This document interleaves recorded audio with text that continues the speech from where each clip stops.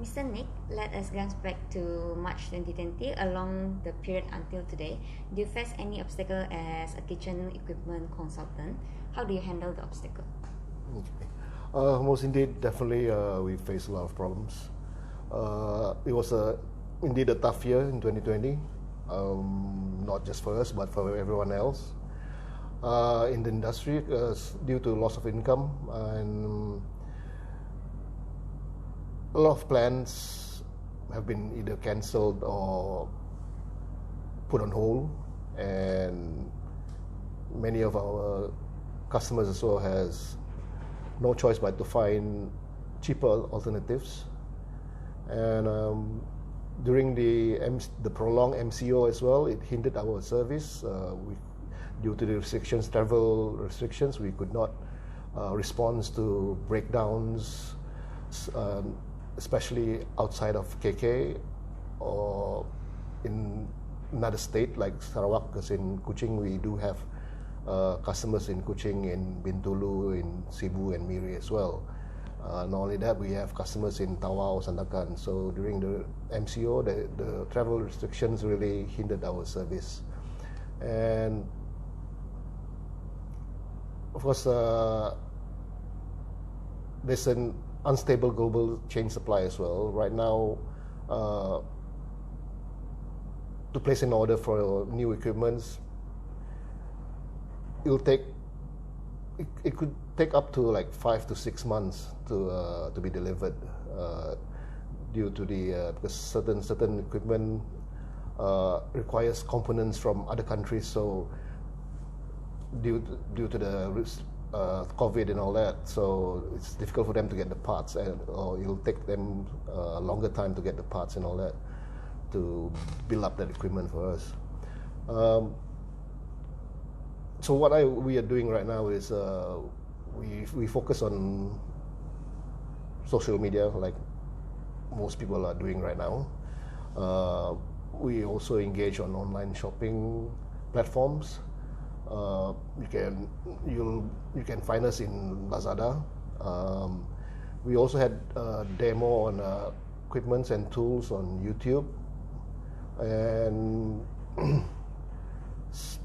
certain parts is difficult to acquire, so we have to basically engage with our competitors, the other players in the industry, to get parts from them, and what parts they need, we may be able to supply them those parts as well. And for things like breakdowns outside of KK, say in Sarawak or in Tawau or in Sandakan and all that, we have to engage third party because we are not able to travel. So we have to find people who'll be able to do the job. Yeah. We foresee the market will recover slowly at time. What is the preparation and planning next 5 years? We've been through this pandemic for the last 21 months, I think, and it has rapidly changed the way we live, the way we work, and the way we learn. This current global crisis is going to continue until when, we don't know. Maybe 5 years, then 10 years, we don't know exactly. So what we're doing right now, we are collaborating with other players in the industry, like Mr. Rice and his company and my company. We collaborate so that when we visit or pay a visit to our customers, we can go in together and provide better service or better opportunities for the customers. And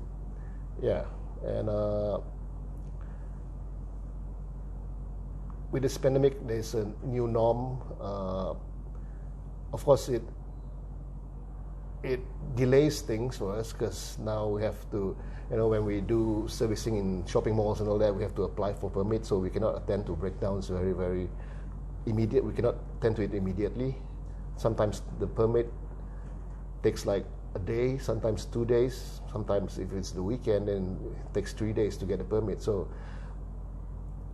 the response time is delayed, and there's also an emergence of new concepts like ghost kitchen. Ghost kitchen is where they particularly focus on operating a kitchen only. So there are many restaurants in the in KL in particular have converted their restaurant into just kitchen. So they either give away their dining area, sublet it to other people, and just focus on their kitchen, where they do takeaways, deliveries, and all that. And this saves them a lot of costs, especially utilities and labor. And how do we go into that is that we come up with new designs of those kitchen to facilitate speed and efficiency, and also propose new innovations, new kitchen equipment to reduce their costs and to prepare their food on time. Yeah. Why is it important for a local developer, F&B owner, architect, mechanical and electrical consultant and hotelier more to involve kitchen equipment consultant in their primary planning? What are the key conditions for them to take note? Okay. Commercial kitchen design is often ignored and overlooked by most investors or restaurant operators. It is very important to engage a kitchen consultant because we do things differently. We plan and design accordingly, and we look into every little details of constructing a kitchen, the flow of the kitchen and all that, and especially the M&E requirements of the kitchen. The key things that you need to look into the kitchen is energy efficiency. The design has direct impact on the energy usage, or reducing the energy usage in the kitchen, because when we design, as best as possible, we align all the cooking range in one line, so that your exhaust hood, you don't require such a huge exhaust hood, or you don't require such a big exhaust fan to extract all the fumes from the kitchen. And ergonomics means we design it in such a way where, like Mr. Rice mentioned earlier, the movement in the kitchen, everything is within range. You don't have to move so much, so that you can work faster, and everything is just in front of you. Yeah. And another thing to consider is the size of the kitchen.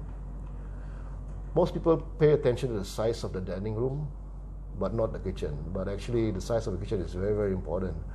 If you have a capacity of 300 packs and you have such a small kitchen, how are you gonna able to cope with the demand? Take for example franchises from the US, from Korea, or Japan. They pay a lot of attention on kitchen, providing the right kitchen equipment, the right tools, and everything is calculated, everything is predetermined, and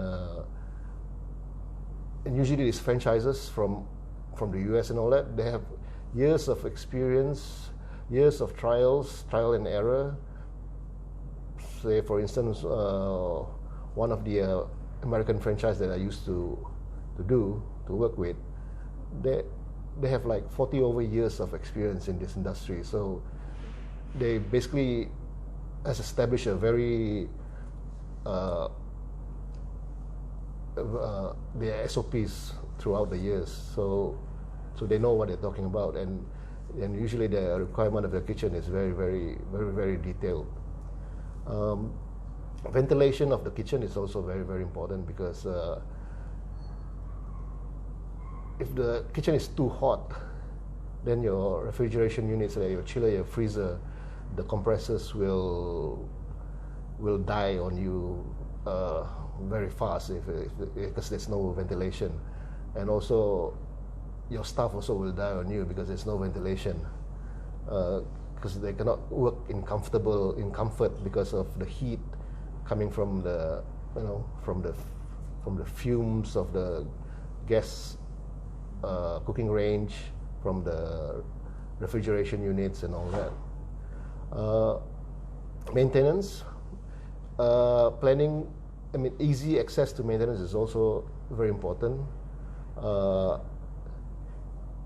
Things like chillers or freezers. If the compressor's compartment is blocked, there's not enough ventilation, there's not enough return air, hot air going out and cool air going in to cool down the compressors, then yeah, your compressor is not going to last long.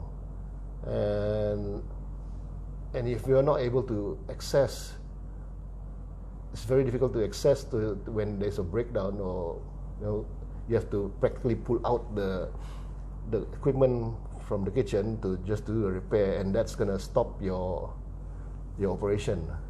And also like cleaning of your hood or your air cleaner and all that.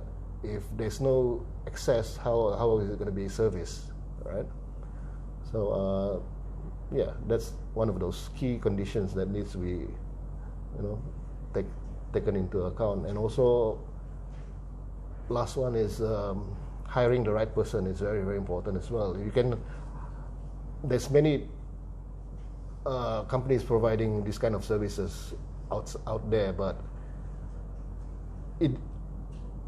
we have to hire the right person who's got not just experience, but who's got the right team members who are skilled and have the know-how. Yeah.